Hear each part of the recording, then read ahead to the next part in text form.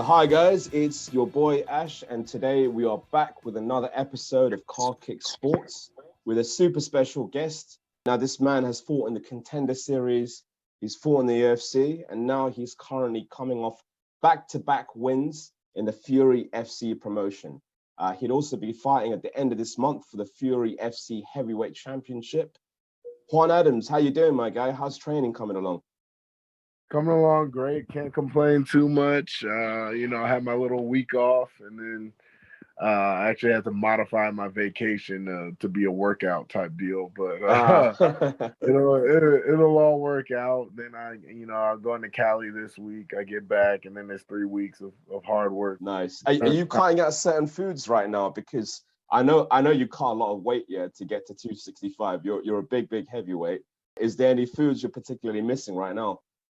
Yeah, man, ice cream. I'm really missing ice cream, This is my last real week of like drinking. So I like partied a couple times and I got to stop, and I'm adding all these physical activities into my day. It's not a lot of fun, but I do love working out. So nice. It'll be good, man. And it's all going to pay off when I get my hand raised August 29th. Exactly, man. Yeah, so just going into that, you're fighting Richard Adams for the Fury FC Heavyweight Championship. And just looking at his fights, Richard Adams is a monster, man. He's got some good KOs, submissions as well, fairly well-rounded, quite a brutal finisher and former LFA champion. How do you see the fight going between you two, man? I see myself picking up another. I don't see it going 5 rounds for sure. I see myself picking up a victory inside of 3. And I see myself finishing. He likes to clinch a lot. He's a big, strong guy. Also, he's not particularly fast. And me being the younger and more athletic, and I'm bigger than him as well. So it's. Yeah. I'm bigger, faster, and stronger than him. He probably does have a little bit of a technical advantage in the striking aspect. He does love his clinch work, but I'm a lot bigger and stronger than anyone he's clinched with before. So it's not really going to end well for him if that's the route he chooses to go. And I don't see him being able to really backpedal and circle for 5 rounds and run away the whole fight. So I think it's going to be a pretty intense. I think we're going to meet in the middle and, throw down, and love it, is going to win. No, I mean, just looking at your fights, man, you always put that pressure on. I mean, you're such a big, strong guy, just wrestle. I mean, the last fight, I saw you just literally, it was just like a mollywhopping. You just ragdolled him the entire round before choking him out. And I thought, damn, man, like Juan Adams, like Juan Adams 2.0, man. Would you agree? Like you're coming into your own now. You're coming into the 10th fight. You're not, just a young prospect anymore. You're quite deep in the game now. Yeah, and that's one thing I noticed. I wasn't nervous at all before that fight. Normally I have, like some type of nervous breakdown the night before weigh-ins, and then right before the fight, I'm on this bundle of nerves. But this whole time, I did my weight cut. No coaches helped me my weight cut. I did it on my own. I was just chilling. For the fight, I did a really intense warm-up, and I had no question of my cardio, no question of my strength at any point. No doubt that I was going to get that victory. And I just felt really good. I feel comfortable in there. And I know that this is, this is what I do now. So, yeah, I could tell, man. I mean, like the pace you were putting at the beginning, I was like, yeah, this guy is ready, man. Like you could tell that he put a lot of work into the cardio, and it just felt different, man. Just a brilliant, beautiful performance. Just looking at that fight. Yeah, for sure. I didn't take a single punch that fight, so that was good. I was thinking, I was like, damn, man, just mauled him. But yeah, it was a beautiful performance. I could see you're a man on a mission, man. You're just smashing everyone since you left the UFC. Is that the goal? UFC return down the line? Yeah, UFC or just another major promotion. I want to be a top guy, a top 10 guy in a major promotion right now. Be a guy that I fought in the UFC, just won the one title. I felt that I won that fight. A lot of people felt that I won that fight. And To see him go and, win the one championship in his debut, I'm like, now I know for a fact that, I can do this. That's the level that I should be at. And I've Yeah. gotten up better since that fight. So I know that I should be in the title mix in a major promotion in due time. I just have to trust the process. The last time, when I was in the UFC, I was rushing everything. I wanted it. I wanted the fame. I wanted the money. I wanted everything now. And the point in life I'm at now, I'm just a much more mature person. And mentally, I'm in a better spot. So I'm ready.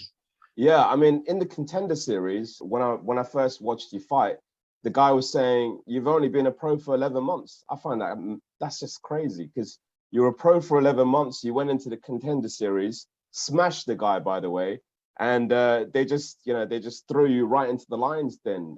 So they didn't. It's not like boxing where you're kind of eased in. You're eased in. They just threw you straight in. But now, I'm guessing you feel ready for like the rematch even. I thought you won that fight as well, personally. Yeah. So, I'm ready for it now. And, whoever offers at this point is what I'm going to take. I'm in a 4-fight deal with Fury right now. So I can't really fight for LFA or anything like that, which I'm fine with. I love working with Fury. Eric Garcia, I did all my amateur stuff through Garcia Promotions, and it's always been well run, very efficient, and I've had no complaints with them. So I just figured I'd stick with them, fighting and they're spreading out. They fight in other spots now, but having the opportunity to fight in Texas like every other month, that's ideal for me. Yeah, I mean it's local to you, isn't it? You don't have to travel halfway across the world or anything like that. Right. Yeah. Okay, so I mean, I just wanted to kind of ask. I mean, obviously you train out of Jackson Wink. Probably get this question a lot, so I apologize. I mean, how is it training with Jon Jones? I mean, I read somewhere that his level of detail is something you've never seen before. It's unrivaled. I mean, do you feel like that's definitely upped, kind of your overall MMA game? Definitely, because Jon sees things and remembers things, and his ability to recall information from training is really second to none. I mean, we've been before our last UFC fight, we were on the same card and we're in the locker room, and it was crazy. We're just in there, and I guess he saw something in the other guy's warm up or in the open workout, something. He saw it and he said, "Hey, remember that thing we went over early January? Let's go back to that page. It was with this coach and blah, blah." So if they go back and they go to the notes and they recall it, he picks it back up again perfectly and then lands it like 4 or 5 times in the fight or something like that. It was just, it's insane. Like, yeah. You can't, I've never seen anyone else able to do stuff like that. So yeah, I mean, in my opinion, I think he's got the greatest fight IQ in fighting history, man. It's so ridiculous, his fighting IQ. More so the fact that he's, a freak athlete and he's very good. It's the mind, man, that he brings. It's crazy. Yeah, for sure, definitely.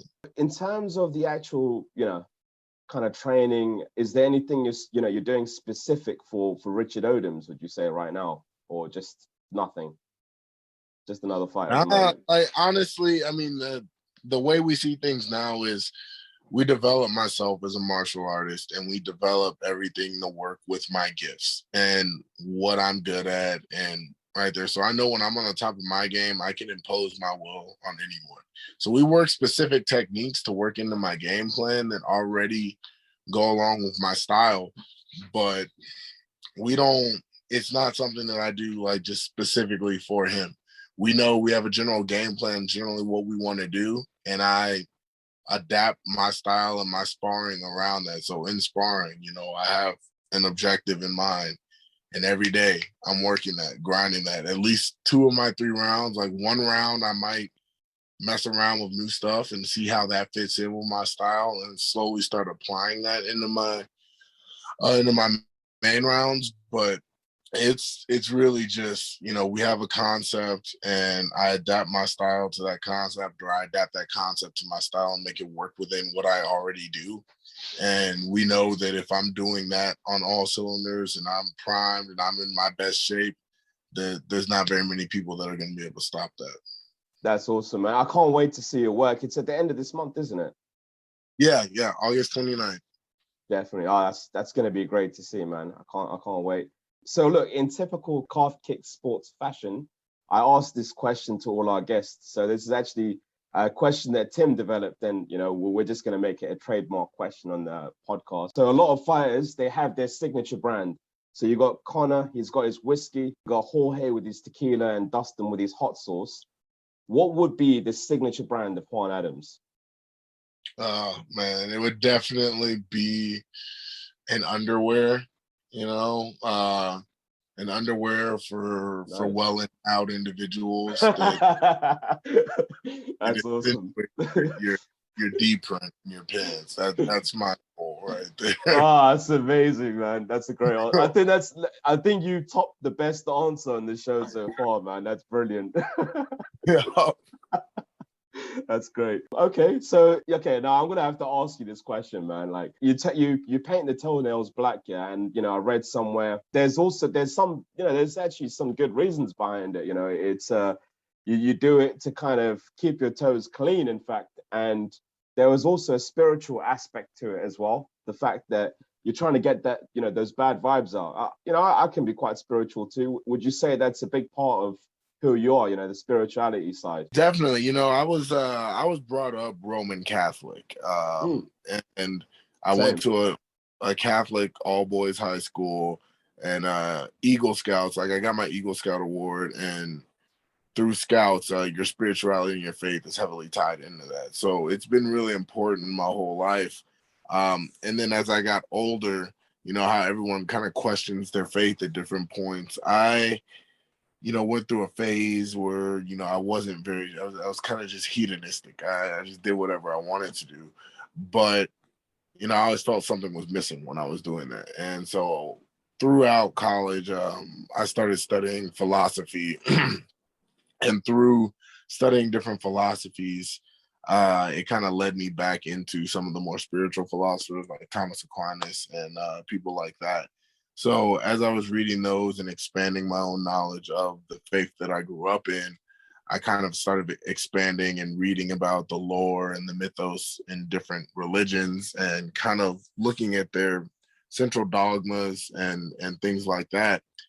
And it kind of developed a more open understanding of spirituality and faith for me. So while I still consider myself Christian, I just acknowledge all faiths, all religions. That I try and take the positive from every one of them.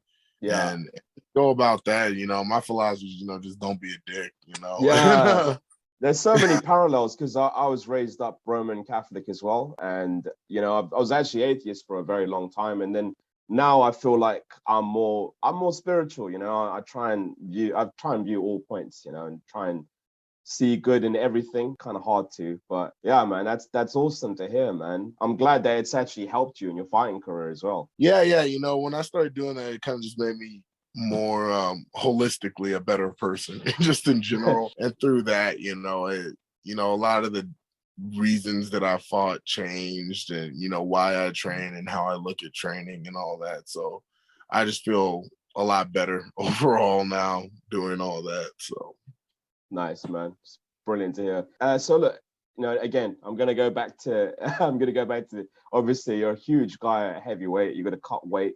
You ever wish there was like a super heavyweight division? You can just go there and you can be however heavy you want. You'd be 300 pounds and just smush. Yeah, people. man, I do. I really do. I feel that I'm my most effective at 295. Jesus, my coaches feel I'm most effective at 285. But either way, like just cutting weight in general, I wish everyone could just fight what they walk around at. Yeah, call out Brock Lesnar, man.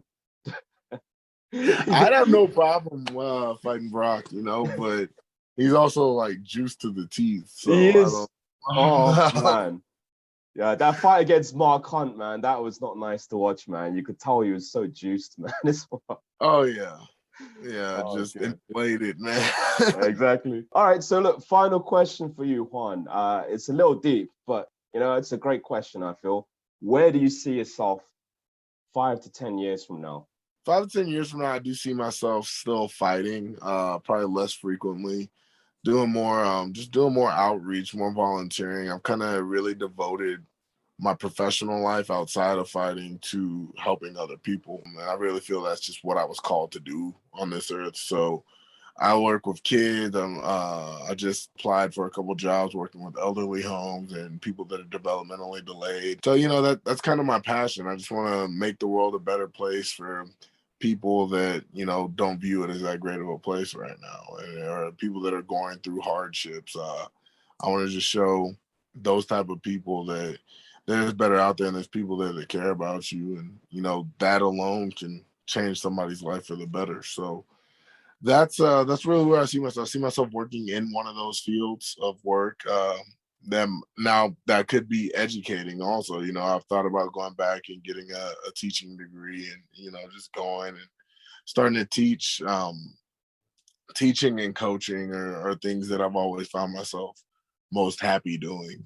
So That's amazing to hear, man. I mean, it's very selfless, that path as well. So yeah, right. I love to hear it. Yeah, for sure. But yeah, look, Juan, it was a pleasure speaking to you. Thanks for giving us your time. Really appreciate that you're a busy man. You're probably getting into murder mode very soon, trying to trying to take another man's head off in a cage. But yeah, all the listeners out there, make sure you subscribe to Calf Kick Sports. Follow us on Instagram too. Juan, I want to give you your final words. Where can we find you? And give a shout, to anyone. Please do so. Yeah, you can find me on Twitter and Instagram at Chosen Juan 285, and then Facebook, I've got my fan page, Juan the Kraken Adams. Big shout outs to obviously my gym here, my coaches back home, and all my sponsors, man. It's been really good to have sponsors and be able to make it to my fights and not really worry about, getting home and back. So a huge shout out to them, especially my latest one, Haymaker Coffee. I love working with those guys, and I really feel like that partnership's going to go pretty far. So everything is good. Wonderful stuff, man. Well, look, we're going to have you on the show again at some point for sure. But yeah, thanks for your time, Juan. Thanks for that, man. No problem, man. Y'all have a good one.